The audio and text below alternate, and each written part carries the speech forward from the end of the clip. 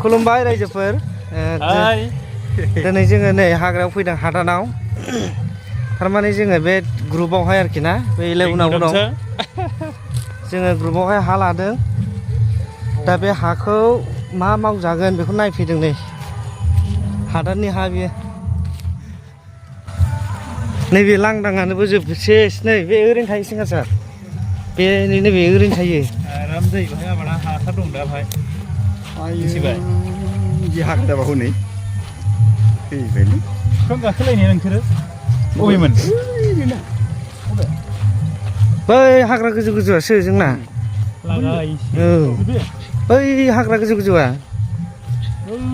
औ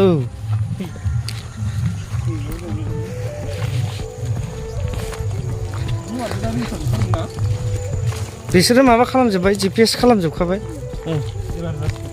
ओरैजाय नाहरदो नै बिराद लांदां नै बेलाय नैबेखौबो हायो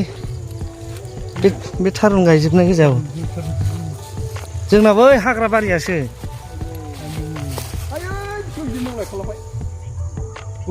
मावलायलायबाय बैलाय बिफां मावनायालाय सोनाब साजोंना ओरैहाय थांबाय ओइ मावनाया होद ओरैनो होसो जाबायमोनरा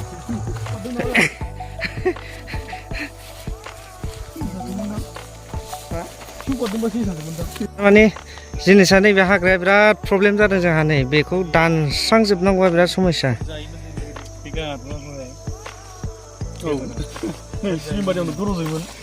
बे गाङा थफाखौ मा खालामो होनदों गोदो जायोमोन जोङो बे गोमोनबा बिराद गोदै जायो ओमफ्राय बारा जायोबा खिन्थु गोबायो आरो बिराद मोजां जों बर'आव बेखौ गांगा थफा होनना बुङो साइन्टिफिक बेथ' उसुमैसो ना फाग्लासो मेडिसिन प्लेन गोजा बाहाय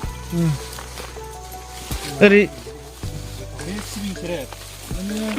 बे माइ एम्फौ जानायावहाय गायनानै दोनैलाय नोङो बेखौ मोनामनायावनो थानो हाला मोना थुलसि बायदि मोदोमखायोना गन्थङाव बिराद हाबथारोथ'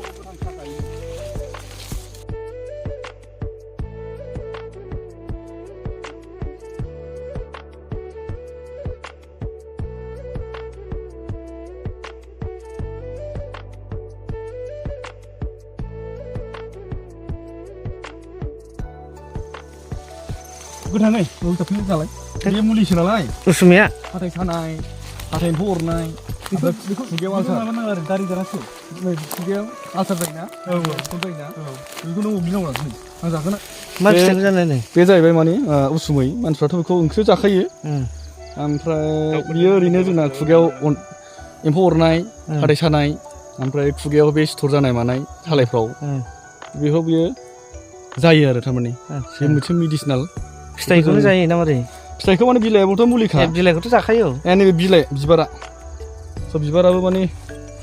मुलि आरो ना बेखौ जाजायो आरो बेखौ जानांगौ साबाबो मोनगोन खिन्थु अग्लिनानै गारनो हाबाय आरो सोर सोर नायदों बेखौ नोंसिनिथिं मा मा होनो उदालगुरि बाक्सा मा नाम होनो जोंनिथिं उसुमै होनो नोंथांमोननिथिं मा नाम होनो कमेन्टआव लिरना हर आरामसे फुदुंनानै जानांगौ बेजोंनो माखासे नै खाथियाव नाय खाथियाव जायो नैबेनो नै बिराद मोजां बेखौहाय गोदो गामियाव मोनसे गारोमोन खिन्थु दा बिराद खम जालांबाय दा जों फैबाय प्रब्लेमा नैबे हाग्राजों चेलेन्ज खालामनांगौ जों दा